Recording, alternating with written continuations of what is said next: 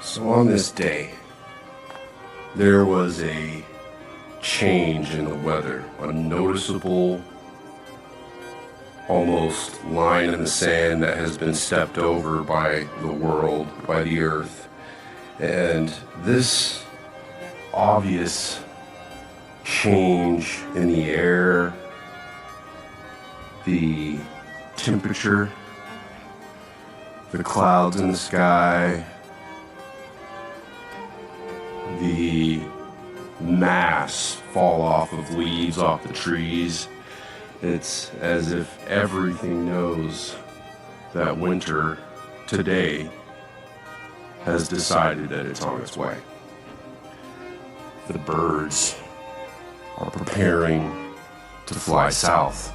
They're all visiting all the yards, filling up with ants and seeds and flowers and berries and all the things that they can gather their last bit of energy for their flight south. It's strange how suddenly it comes, not just if you're paying attention to people, but especially in the animal world. It's as if an alarm bell goes off and all of a sudden, poof, it's winter's on its way time. And even though it's not quite winter, it's still fall. It's as if nature is telling us, time to prepare. For me, this time always reminds me of the story of Persephone in Greek mythology, where there was a deal struck between the underworld god and the goddess of nature for dominion over her daughter Persephone. And the deal was that Persephone would, for half of the year, descend into the underworld to spend time with the underworld god to keep him company. Because first he had stolen her completely from our realm, the above ground realm, but she was hastened away back by Hermes, Trismegistus, and several other gods all share a mythology. There's Prometheus, Hermes. I want to say they both have a similar affinity for humanity, where they seem to have defied the overlord god's wishes and gone against their will to empower man with knowledge and given them gifts that weren't meant for humans, but we still are endowed with them in spite of the will of the overlord gods. And we have this Hermes or Prometheus to thank for that. That aside, either way, he decided to, for the nature goddess, I believe it was Demeter, who cried and brought winter to the earth because of her sadness for the loss of her daughter. And it was because the world was suffering so greatly for so long that Hermes took action to help find and retrieve Persephone from the underworld to restore balance to the world for humans to not be in the darkness and the ice and death in such a constant, never-ending state. And we can look at this as the Dark Ages, the Ice Age, that this was brought about by the underworld being a thief who had taken what wasn't theirs because they saw the beauty and the life and the, strength of the youth of Persephone and wanted it, sought it for themselves, and stole it away. And because of that, the goddess of nature was so saddened that she created, through her sadness, winter, ice, despair, death. Well, at this time of the year, it always feels like to me that is what we all feel as the change is Persephone honoring the agreement to willfully descend to the underworld for a time. And on this day, I feel it is that day. It feels like that change day is here. Feels like a holiday today. The birds are calling. It's nice and cool. It's been a little bit of sprinkling. We've got, the ants are out here preparing, gathering seeds, and they're on a mission of preparation so that they're ready. They're gathering the last pollen and flowers, and we even have some of the insects flying around doing the same. I haven't heard the bees or the birds for a few days, but today, all of a sudden, they're all gathered in preparation.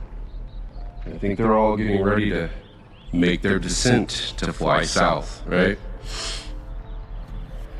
It's a beautiful thing as the rain begins to fall.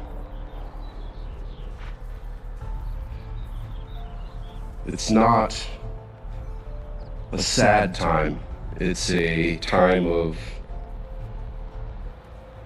going inward. It's only a cycle of nature, a cycle of preparation. You can't only breathe in, you also must breathe out. It is that life and death, day and night, duality of existence. And I revel in the change. I have no preference for breath in versus breath out, dark versus light, good versus evil. They're both necessary. They're both a part of existence. Just like the birds can't stay all year and the leaves don't stay on the trees year round. There comes the time that they yellow and fall, and the tree itself seems to be dead. It's just twigs sticking out of the ground. But you know that it'll be green again, but it's still alive. It still has its essence, it still has its effect, and it still has a certain beauty. It has a transformative essence to it in its raw, naked form. It isn't taking in the light.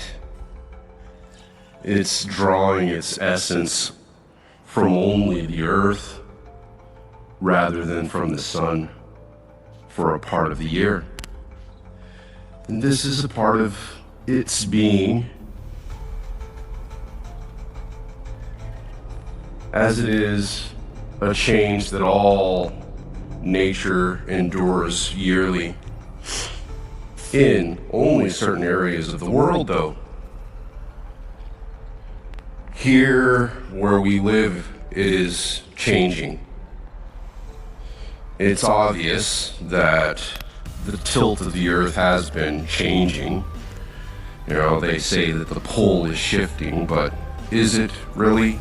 Is the pole shifting? Or is the tilt of the earth slowly changing such that the equatorial line has shifted further north? It reminds me of how us humans see ourselves as so important above all other animals and existing things that have perception, that do insert their being and their perspectives on this reality that we all coexist within and act upon. We forget that they too have a say, but just as our perception we place over all else, foolishly, we fail to see that it isn't the pole that moves, but the earth itself. Its orientation, its equatorial line that we have imagined and placed on maps. There's a rebalancing in the earth. And that rebalancing is what's happening.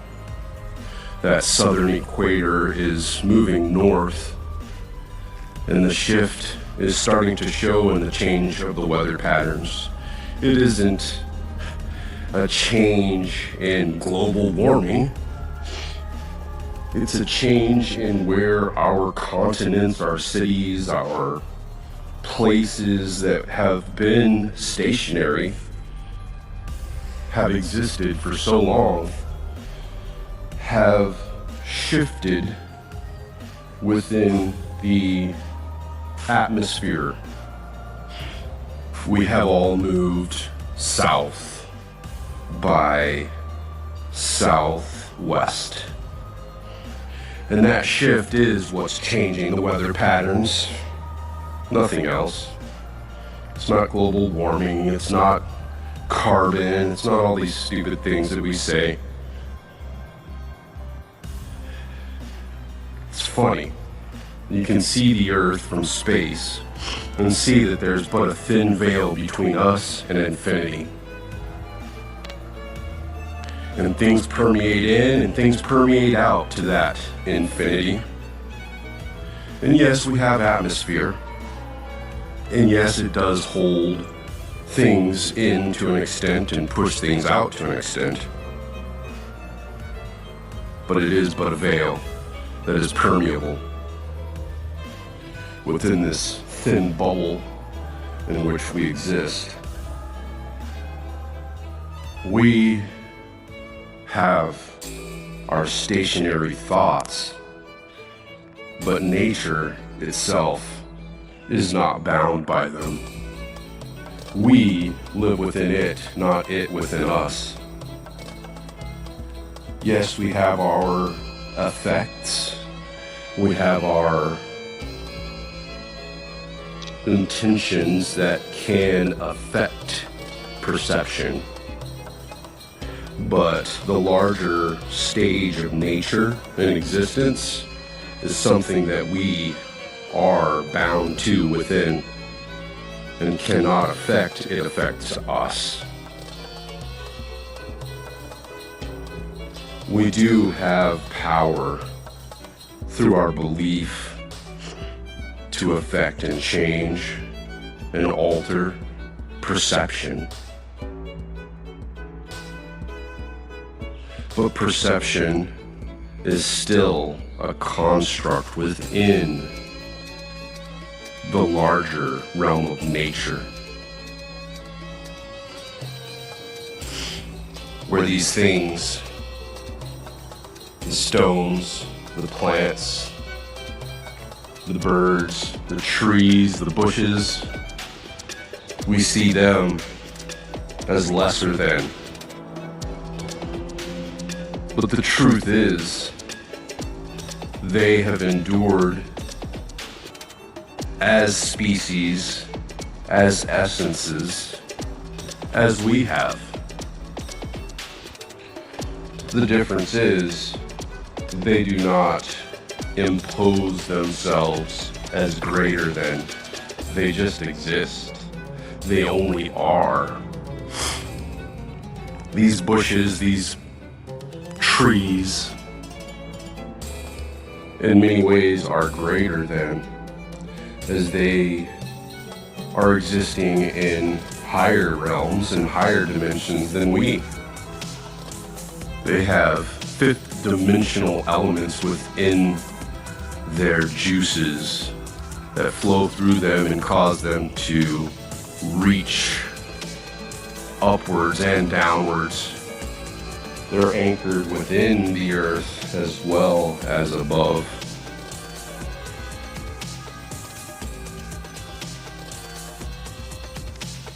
Their connectivity to nature and the sun is felt on a higher realm. And they have much effect upon us that we do not only understand, but we tend to disregard in our self-absolved existence and views of ourselves.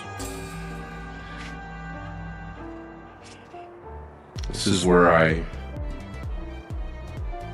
divert into the realm of the medicine man, the shaman, those who practice more of the beliefs and understandings of nature and natural law, where balance and community with these energies and life forms is seen with more reverence and importance.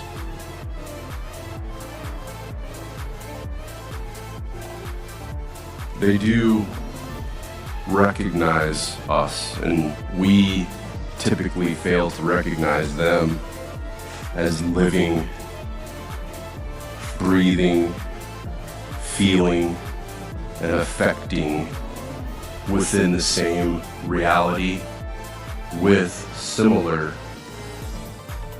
capabilities of consciousness.